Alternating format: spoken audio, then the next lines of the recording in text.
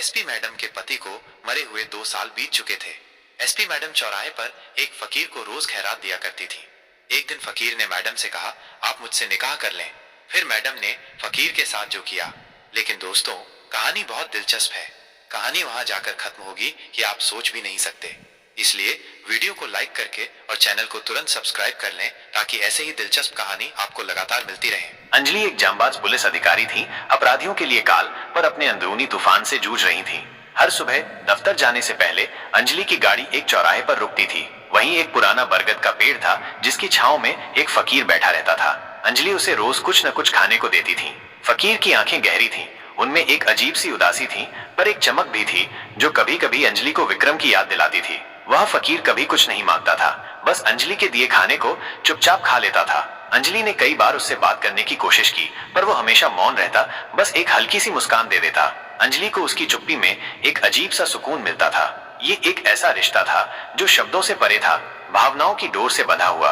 एक दिन जब अंजलि फकीर को खाना दे रही थी तो फकीर ने अचानक अपना हाथ बढ़ाया और अंजलि की कलाई पकड़ ली। अंजलि हैरान रह गई। फकीर ने अपनी मौन चुप्पी तोड़ी और धीमी पर दृढ़ आवाज में कहा, मैडम, आप मुझसे निकाह कर लें। अंजलि को झटका लगा। एक पल के लिए उन्हें लगा कि उन्होंने कुछ गलत सुन लिया है। उन्होंने अपनी कलाई छुड़ाई और गुस्से से बोली, क्या बकवास कर रहे हो तुम? तुम्हें शर्म नहीं आती? फकीर की आंखों में अचानक एक अजीब सी चमक आई। उसने अंजलि की आंखों में देखा और उसके होठों पर एक रहस्यमयी मुस्कान तैर गई। जो मैं कह रहा हूं वही सच है मैडम, उसने कहा। आप मुझसे निकाह कर लें, आप पर कोई आंच नहीं आएगी, मैं आपकी रक्षा करूंगा। अंजलि को लगा कि फकीर पागल हो गया है। उन्होंने गुस्से में उसे फटकारा और अपनी गाड़ी में बैठकर निकल गईं। उस दिन के बाद अंजलि ने कई दिनों तक उस चौराहे का रुख नहीं किया। उन्हें फकीर की बातें परेशान कर रही थीं। उन्हें लगता था कि उनका गुस्सा जायज था, पर कहीं न कहीं एक अजीब सी बेचैनी उनके मन में घर कर गई थी। रहस्यमय पत्र। कुछ दिनों बाद अंजलि को अपने दफ्तर में एक अजीब सा पत्र मिला। उस पर कोई पता नहीं था, न ही कोई भेजने वाले का नाम। पत्र में सिर्फ एक शेर लिखा था, नजर में रहे पर निगाहों से दूर, कोई तो है जो है तेरा नूर। अंजलि ने शेर पढ़ा और उन्हें लगा कि ये कोई मजाक कर रहा है, पर जब उन्होंने पत्र को पलटकर देखा तो उनकी धड़कनें तेज हो गईं। पीछे की तरफ एक छोटा सा रेखा चित्र बना हुआ था, वही बरगद का पेड़ जिसके नीचे फकीर बैठा करता था। अंजलि को अजीब लगा, क्या ये फकीर की करतूत थी? पर वो तो बोलता भी नहीं था। फिर ये पत्र किसने भेजा? अंजलि ने पत्र को अपने पर्स में रख लिया। उन्हें लगा कि ये कोई उनसे पीछा कर रहा है। अगले दिन अंजलि ने फैसला किया कि वो फिर से उस चौराहे पर जाएंगी। उन्हें फकीर से बात करनी थी। जब वो पहुंची तो फकीर वहीं बैठा था। अंजलि ने उसे देखा और फिर पत्र निकाला। ये तुमने भेजा है? अंजलि ने कठोरता से पूछा। फकीर ने पत्र देखा और उसकी आंखों में फिर से वही रहस्यमयी चमक आ गई।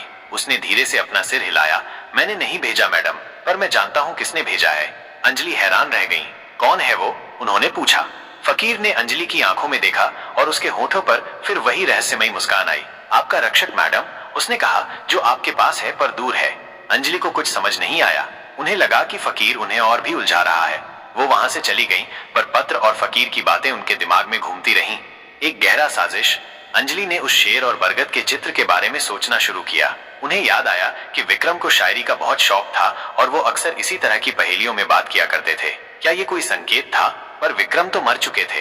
अंजलि ने अपने पुराने केस फाइलों को खंगालना शुरू किया, खासकर विक्रम के आखिरी केस की फाइल।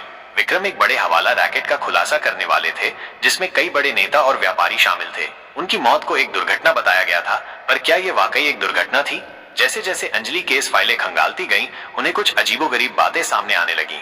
विक्रम की दुर्घटना वाली जगह पर कोई सीसीटीवी फुटेज नहीं था और जिस ट्रक से उनकी गाड़ी टकराई थी उसका ड्राइवर भी कभी नहीं मिला। ये सब बहुत ही संदिग्ध लग रहा था। अंजलि को शक होने लगा कि विक्रम की मौत एक साजिश थी। उन्होंने गुप्त रूप से उस मामले की फिर से जांच शुरू की। उन्होंने विक्रम के पुराने सहयोगियों से बात की और उन्हें कुछ ऐसे सुराग मिले जो पहले नजरअंदाज कर दिए गए थे। एक पुराना मुखबिर जो विक्रम के साथ काम करता था, वो लापता हो गया था।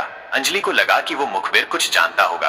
अंजलि ने अपनी टीम को बताए बिना अकेले उस मुखबिर को ढूंढने का फैसला किया। उन्होंने उस फकीर की मदद लेने के बारे में सोचा। उन्हें लगा कि शायद वो कुछ जानता हो। अगले दिन अंजलि फिर उस चौराहे पर गई। फकीर वहीं बैठा था। अंजलि ने उसे पूरी बात बताई कि उन्हें शक है कि विक्रम की मौत एक साजिश थी। फकीर ने ध्यान से सुना और फिर उसने अपनी हथेली पर एक छोटा सा पुराना सिक्का रख दिया। सिक्का अजीब सा था, उस पर कुछ अज्ञात चिन्ह खुदे हुए थे। फकीर ने अंजलि को वो सिक्का दिया और इशारे से उस चिन्ह की तरफ इशारा किया। अंजलि ने सिक्के को ध्यान से देखा। उस पर खुदे हुए चिन्ह उन्हें कुछ जाने पहचाने लगे। उन्हें याद आया कि विक्रम को प्राचीन सिक्कों और प्रतीकों का शौक था और उनकी डायरी में ऐसे ही चिन्ह बने हुए थे। अतीत का पर्दाफाश। अंजलि ने अपने घर पहुंचकर विक्रम की डायरी खोली। उसमें ठीक वैसे ही चिन्ह खुदे हुए थे जैसे उस सिक्के पर थे। विक्रम ने अपनी डायरी में लिखा था कि ये चिन्ह एक गुप्त संगठन का प्रतीक है जो न्याय और सच्चाई के लिए काम करता है, लेकिन समाज की नजरों से दूर रहता है। विक्रम उस संगठन से जुड़ना चाहते थे। विक्रम ने डायरी में यह भी लिखा था कि अगर कभी उन्हें कुछ हो जाए तो अंजलि को इस संगठन से संपर्क करना चाहिए। उन्होंने एक गुप्त पता और एक कोडवर्ड भी दिया था। अंजलि की आंखें नम हो गईं। विक्रम ने सब कुछ पहले से सोच रखा था। अंजलि ने अगले ही दिन उस गुप्त पते पर जाने का फैसला किया। वो एक पुरानी खंडहर इमारत थी जो शहर के बाहरी इलाके में स्थित थी। अंजलि ने कोडवर्ड बोला और दरवाजा खुल गया।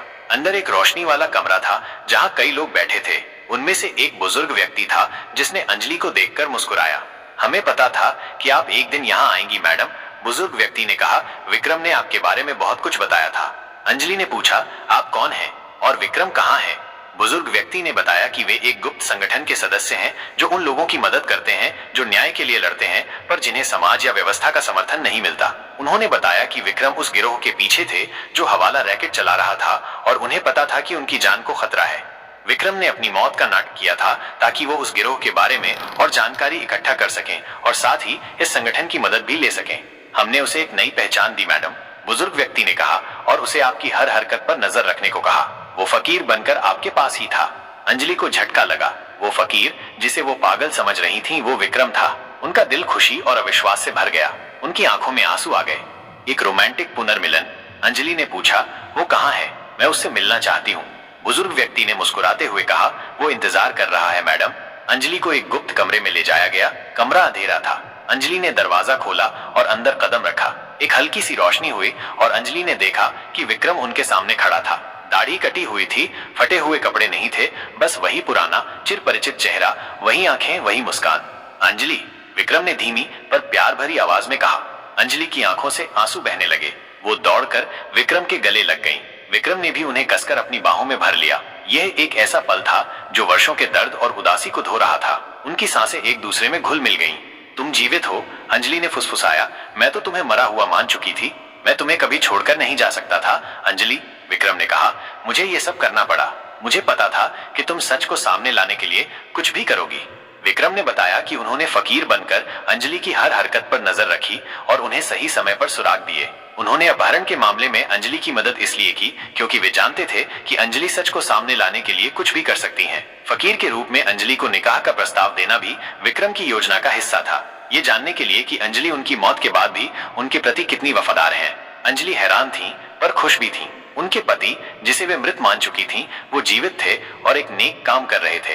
अंजलि और विक्रम ने अपनी सारी बातें साझा की। उन्होंने अपने भविष्य की योजना बनाई। अब वे एक साथ थे और उनका रिश्ता पहले से कहीं ज्यादा मजबूत हो गया था। अगले कुछ हफ्तों तक अंजलि और विक्रम ने गुप्त रूप से उस हवाला रैकेट के बारे में जानकारी इकट्ठा की। अंजलि ने अपनी पुलिस शक्तियों का उपयोग किया जबकि विक्रम ने अपने गुप्त संगठन के नेटवर्क का इस्तेमाल किया। आखिरकार उन्होंने उस गिरोह के सरगना को ढूंढ निकाला और एक बड़े ऑपरेशन के तहत उन्हें गिरफ्तार कर लिया। विक्रम की वापसी ने मीडिया में तूफान ला दिया। सरकार ने उनकी बहादुरी और बलिदान के लिए उन्हें सम्मानित किया।